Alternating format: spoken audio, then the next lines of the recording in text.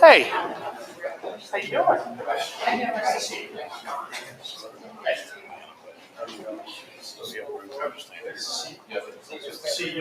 Nice to see you. I know you.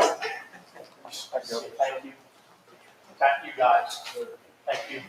Thank you. Thank you. Okay. Well, thank you, everyone, and it's terrific to be here today. We have some really big news. At the beginning of my administration, I pledged to work hand in hand with President Donald Trump and his administration to enforce our nation's immigration laws.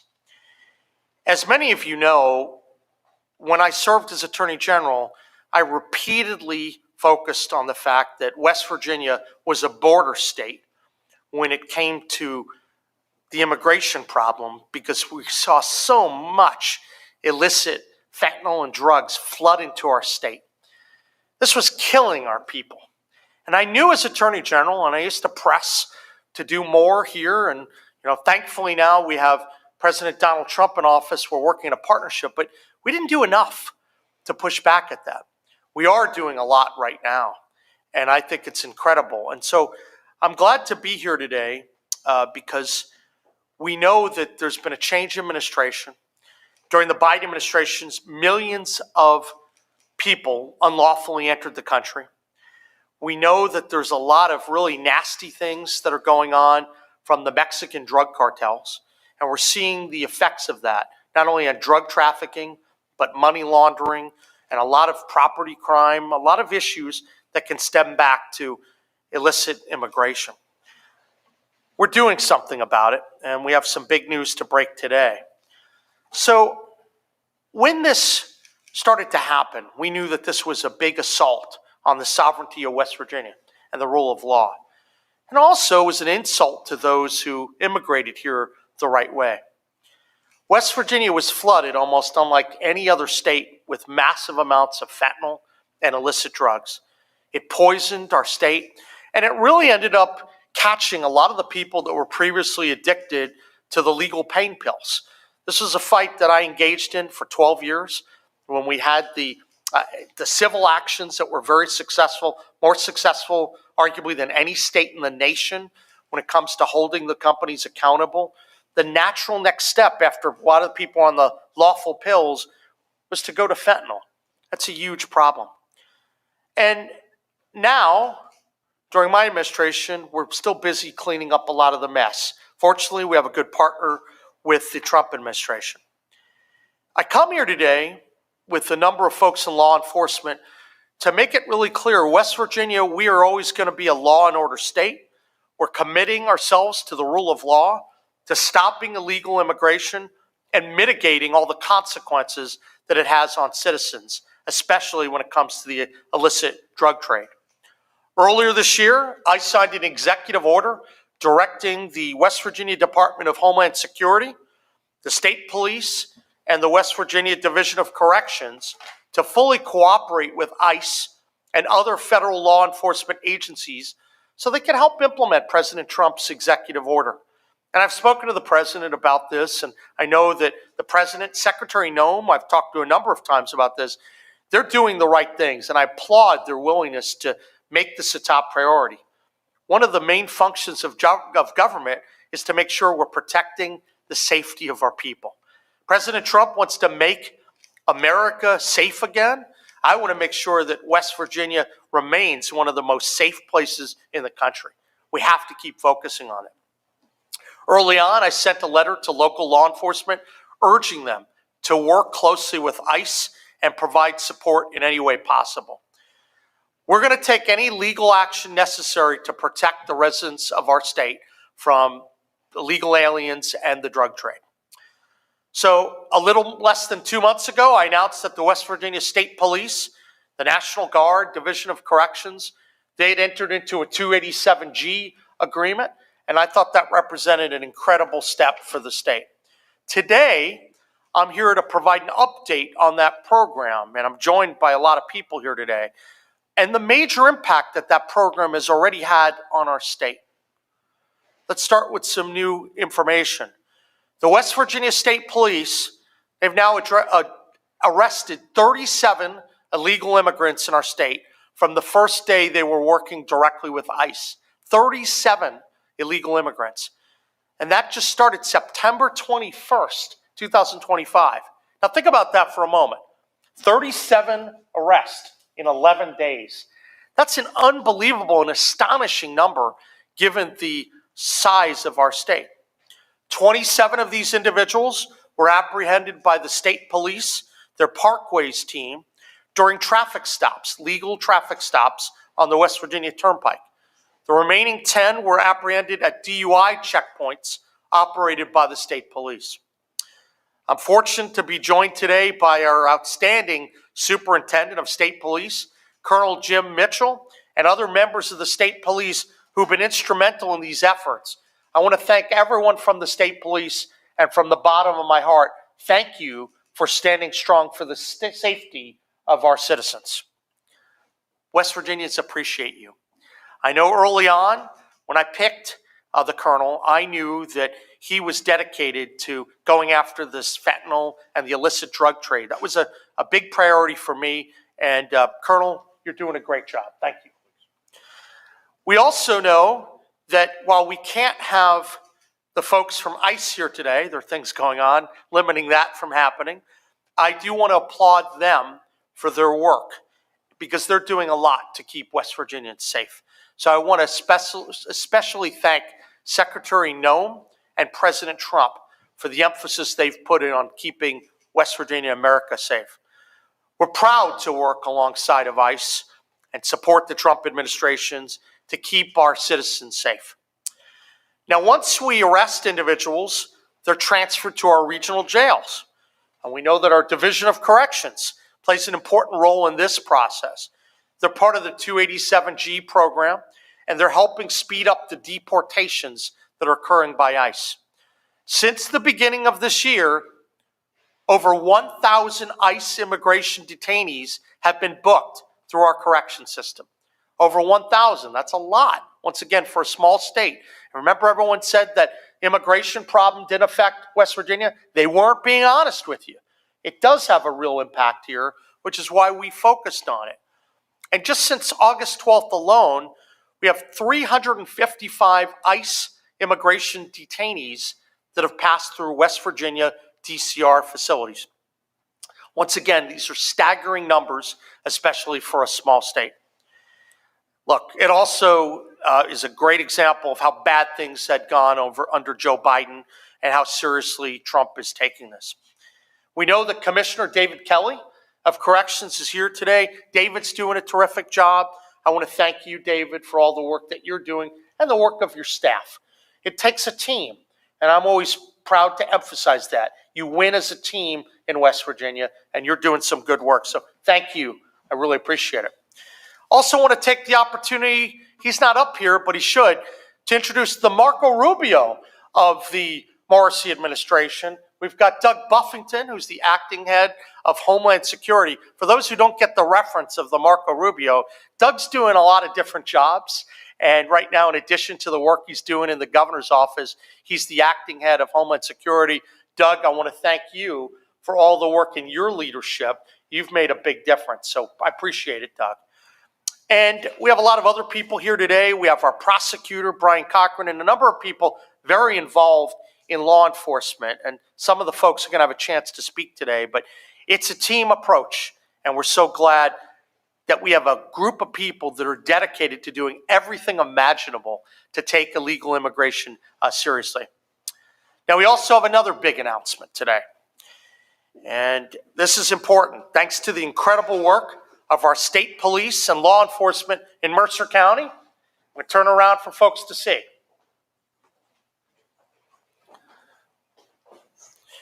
Recently, the state police and law enforcement in Mercer County executed one of the single largest drug busts in state history, and it seized enough fentanyl to kill more than 12 million people.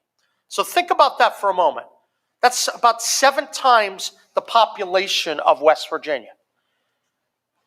This is pretty serious stuff. But we have a group of people that are fighting those drug dealers who are doing everything they can to make sure they're keeping West Virginians safe. 54 pounds of suspected fentanyl. That could kill a lot of people. You guys know that this has been a problem for first responders. Sometimes they touch the illicit fentanyl. It can kill you just sometimes with a touch. It's very dangerous. Imagine what happens when it gets laced into some of the vaping and to some of the other products. That was a cause of a lot of deaths in West Virginia. So we're taking on fentanyl, and this drug bust, it's a big deal. It has a value on the street of over $825,000. But that's not all. The officers, a number of who are with us today, they seized and removed from the streets of West Virginia 70 pounds of suspected crystal meth, 23 pounds of suspected illicit marijuana, 15 firearms, and 3 brick presses. You see some of that today. These drugs were taken off the streets after month-long investigation as part of multiple search warrants, which were executed on September 10th, 2025. I want to emphasize that the Mercer County Sheriff's Office and Prosecutor's Office, the Southern Regional Drug and Violent Crime Drug Task Force, they all did good work. And once again, it's not just about the state and the governor. We have a huge team of people collaborating together to protect the citizens of our state. The suspects in this case are charged with delivery of methamphetamine, delivery of fentanyl, and conspiracy to deliver fentanyl. This one gentleman's currently on federal probation for drug charges. As you can see, these bricks of fentanyl have inscriptions that can act as a signature for certain types of gangs and dealers. And the Mexican drug cartels are a real problem. They're a problem nationally, and we're worried about the impact that they have in West Virginia. We know that some of these inscriptions have been seen in other cases across the country, which means that this could be part of a broader drug operation and efforts by the bad guys. But thanks to the officers in this room, West Virginia, we're going to keep the drugs off our streets. We're going to protect people as much as we humanly can. This is a higher priority for this administration than the state's ever seen. We must keep our people safe. We need to prevent drugs from being accidentally ingested by kids. And we know that we have to protect our officers from coming into contact with fentanyl. But I also am here today to send a clear message. If we haven't gotten to you yet, if you're a drug dealer and you're operating or trying to operate in West Virginia, we are coming for you, and we're not going to stop. There's a level of aggressiveness to protect our citizens that you haven't seen before. We're going to do it in a lawful manner. We're going to protect your civil rights, operate under the Constitution, but we're going to be very clear.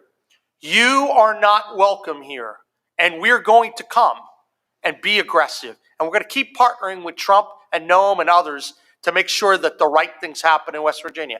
If you bring drugs into our state, you will be held accountable, you will be tried, and if you're convicted, you will do serious time in prison. We're not fooling around here.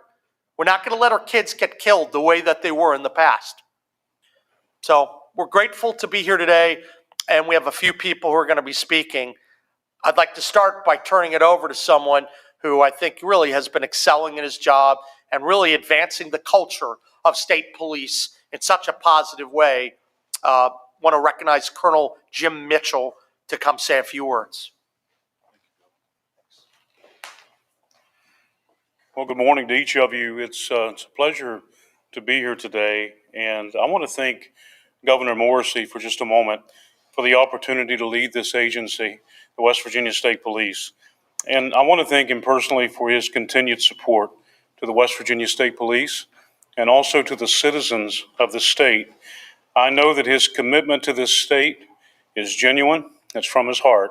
He's shared that in communication with me on a personal level as well as a professional level. And for that, it's an honor to work for you, sir, and thank you. So when I was appointed as superintendent, it was with the expectation that the West Virginia State Police would be led with professionalism, integrity, and transparency. And today, I think, is an example of that commitment in action. Every day, our troopers, and I'm proud of every single one of them.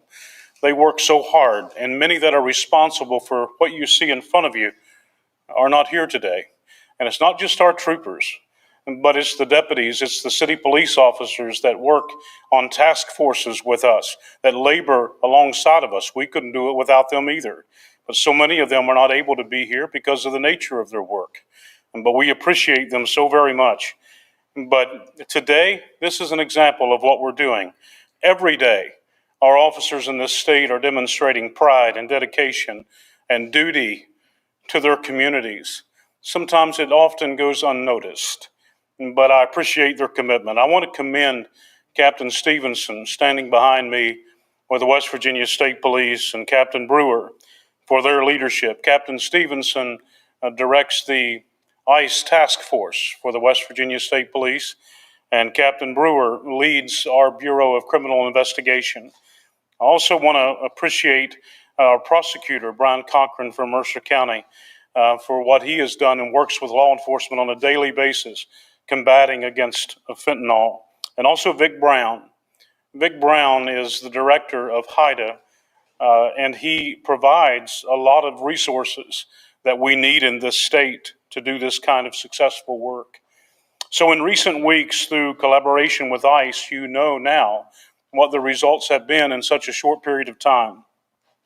If it wasn't for the governor pushing and giving us this opportunity, we wouldn't have been able to detain these illegal immigrants. And so it's a wonderful thing to be able to do to help West Virginia. So equally important as to ICE and to our task force is also our drug operations and investigations, and working alongside these other agencies. And so we have carried out this major investigation against fentanyl. I'll tell you something else about your governor that you may not know. When he appointed me as superintendent, he expressed to me his disdain for fentanyl and for the destruction that it is doing on people in this state, and asked me if we could make sure as a state agency that we're doing that. It's not so much me, I may be at the helm of it all, but it's those leaders under me and those troopers under me that are doing the work, and the other officers. So I appreciate them, and I appreciate the governor's commitment to this. So, and Governor, we can consider this as a down payment toward these actions that's going forward. And I want to echo the governor's words. If you are here in West Virginia illegally, you're not welcomed here. And we value the dignity of every human being, but we want you here legally. And if you're here in West Virginia and you're illegal, you're not welcomed here. If you're in West Virginia with the intention of violating law and spreading the drug usage and selling drugs, you are not welcomed here. We don't want you to unpack your bags, and we don't want you to feel comfortable. And so we're going to be after you, we're going to look for you, and we're going to arrest you. And so, Governor, I just want to say thank you again for your leadership and support, and the West Virginia State Police will continue to work tirelessly to keep our citizens safe. So thank you, Chip. Thank you. Yes. Appreciate it very much, Colonel.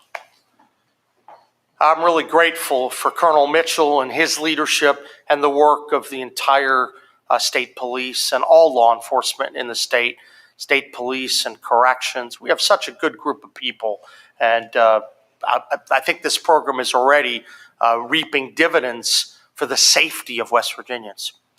Now, I'd also like to introduce the Mercer County Prosecutor, a friend of mine who's also doing a wonderful job protecting the people in his county, Brian Cochran.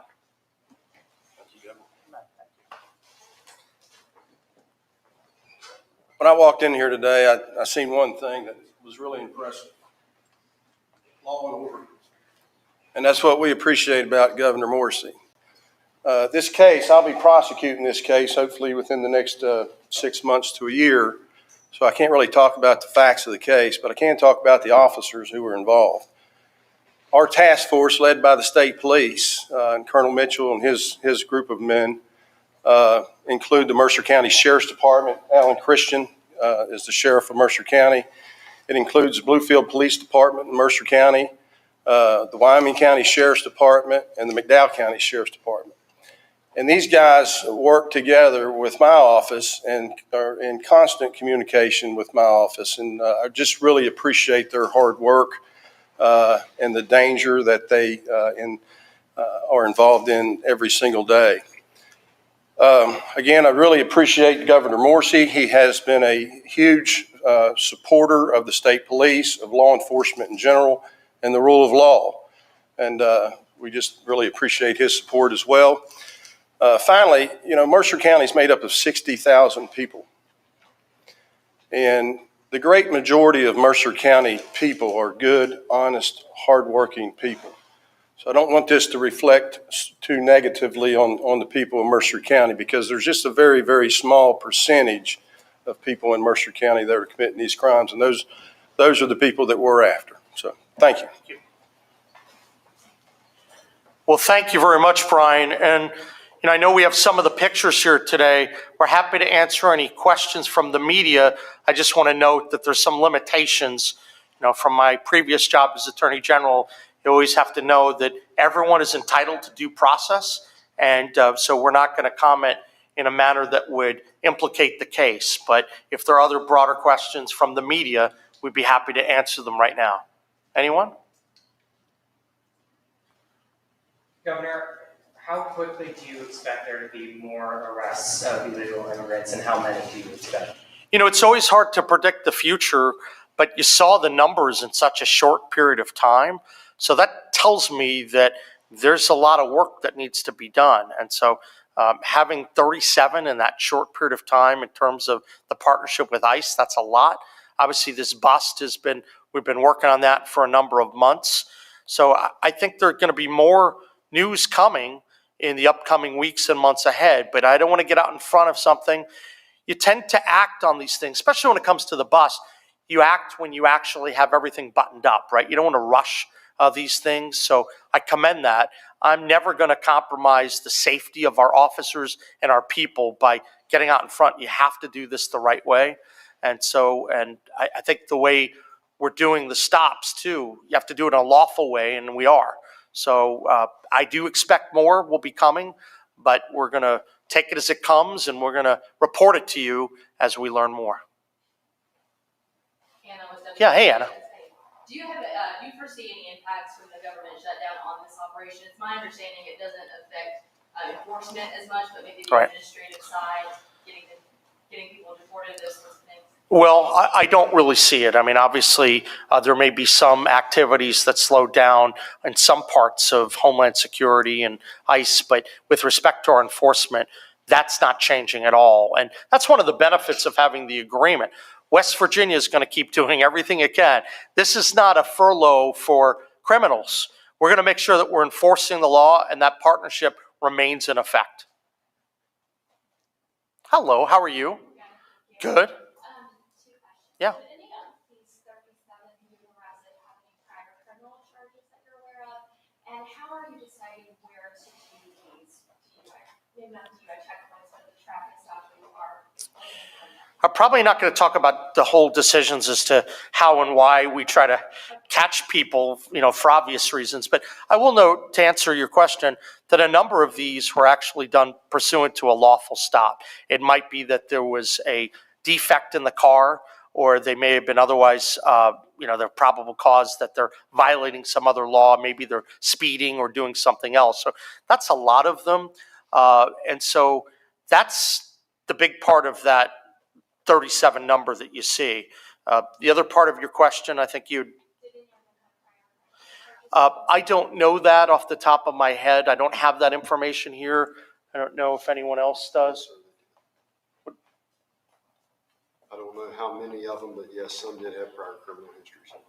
Yeah, and look, I mean, there are a number of people that I looked at the list, that came in from Mexico. So there are other people clearly with criminal records, and you see that. I just don't have the stats off the top of my head. But as we learn that, we're happy to provide that for you. My philosophy has always been that if I can't answer a question now, you're going to get the information. Just may not get it in real time if we don't have it, but appreciate it. Sir. Yes, sir. I'm a little confused. confused here. Was anybody involved in this, was any of the suspects involved in this arrest here, charged with any kind of immigration violations or anything like that? No, I don't think they were charged. These are two separate items, but we wanted to bring law enforcement together. And both announcements are pretty significant, obviously, but we thought it would be important to highlight the working relationship that we've had with law enforcement. Thanks. Yeah. Any other questions from the media? Anna? Is there an average time span the detainees are in our jails? Do you have any kind of information for that?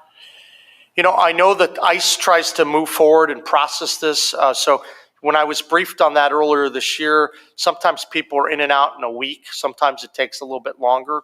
I don't know if anyone's here who'd be able to answer those questions. Anyone? They move up to 12 a week out of our regional jail system. Okay. Sounds good. Any other questions that people may have? WSAZ. Yes, sir. What does this say about the safety of West Virginians? Should people be concerned at all about their safety? People should know that their governor, their administration, their state police, working collaboratively with the Trump administration, we're not going to tolerate these drug dealers. And we're going to crack down, and we're going to protect the safety of our citizens. We're not going to let this go on the way that it was going on in recent years. You just didn't hear about it as much, in part because the Biden administration was trying to pretend that these problems weren't linked to the border. I think a lot of the issues we're seeing, the illicit drug trade, does stem from border-related problems, and we're going to keep emphasizing that. But we're going to do everything imaginable to protect the citizens of West Virginia from crime and from drug dealers as well. Any other questions? I want to tease something just for a moment. In a few hours, we may have some other separate announcements, but this warrants focus on how we're protecting West Virginia citizens. But be on the lookout for some things that'll be interesting for certain parts of our state within a few hours. Thank you, and God bless.